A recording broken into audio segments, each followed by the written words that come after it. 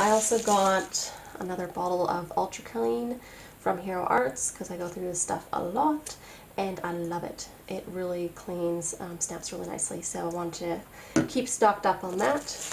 And I did get a die from SSS Stamp, and it's this really gorgeous congratulations. It's huge, like it's bigger than what's on the packet, so just because they probably couldn't fit it across there.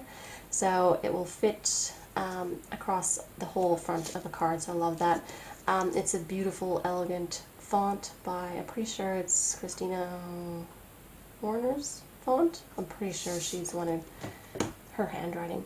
But anyway, I just loved this die, and saying congratulations, which is perfect for any of your celebratory like graduation day, weddings, engagements, baby announcements, all that sort of stuff.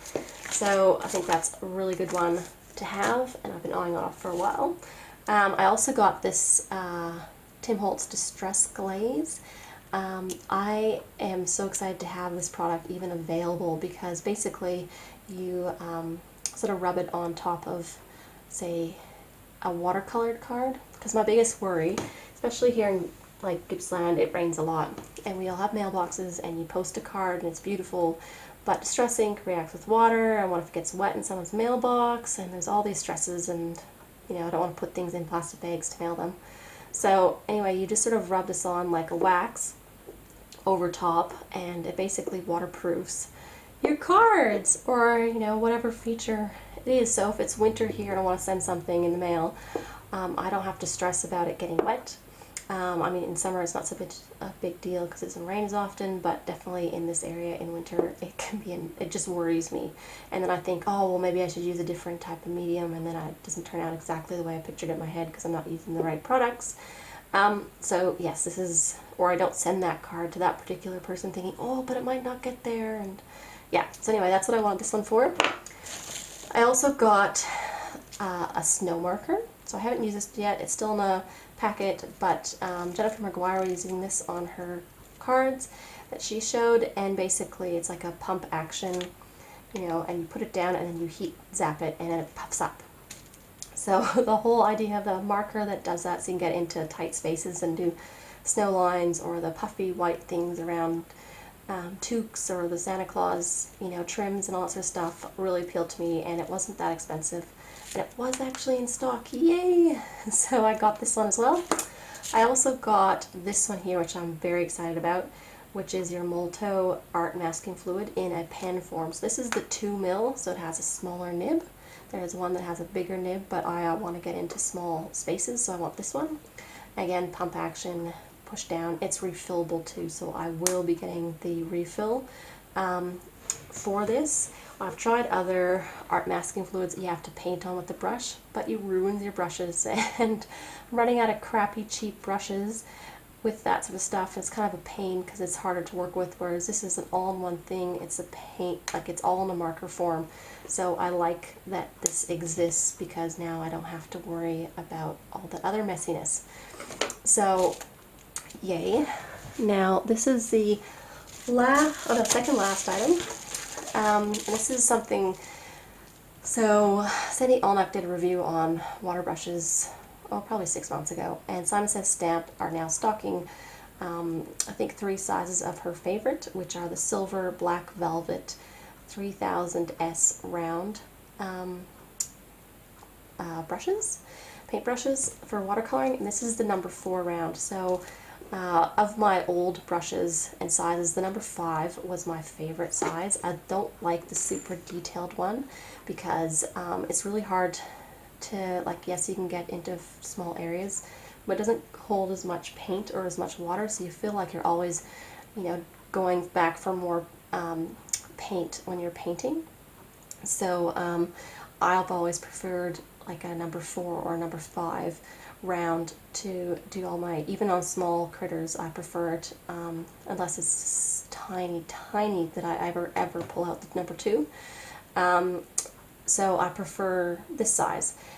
What I love, I've used this a couple of times, and compared to my cheaper brand ones, what I love most is it comes, this brush comes to a point whereas a lot of the other ones sort of just comes to a rounded edge at the top, and that's great and fine, and I learned how to work with that. But now that I've got a pointed top, I don't even think I would need the number 2 round, because at that point would get me into those tight spaces now, so I love that. The other reason I like the number, like size 4 with the paintbrush, being that it's easier to get that really hard edge look. I find like Copics is more to get the smooth look, but I think of my watercolors as getting like a hard look. So like on this picture here, I'm talking about the shadowing of the trees, like it's a definite line. That's what I'm going for there. So even like the shadowing in the little critter there, there's quite a few hard lines in there. So my watercoloring is about having that old sort of storybook feel, which isn't a perfect watercolored smooth look. It's more about hard lines, which, you know, looks better if you have a slightly larger brush. So yes, I definitely love this brush. It'll be my number 1 brush from now on. That's how much I like it. And I don't want to stuff this up. It comes with a little cover, but I don't want to bend any bristles. So yes, now this brush, oh, it was expensive though. I think it was closer to $20, $18 or $20 for it. Same with this. So I did like a $150 order, sorry, it was about $180 worth of product, minus 50%, bought it just under $150, so I get the cheaper shipping rate. Okay, so the last item from my Simon Says Stamp haul is actually this Wow embossing powder, and it is the glow in the dark that I've been trying to get a hold of for over a year. So it just happened to be my luck that it was out of stock whenever I was doing an order. So I totally want to use this on all of my stars, my ghosts, my moons, all these sorts of things that I've had, all these ideas to use glow in the dark embossing powder for. I've been creating, and I'm just sort of, you know, keep trying to remember them, like, so that I can actually use it now that I've got it. Yay! So that was good.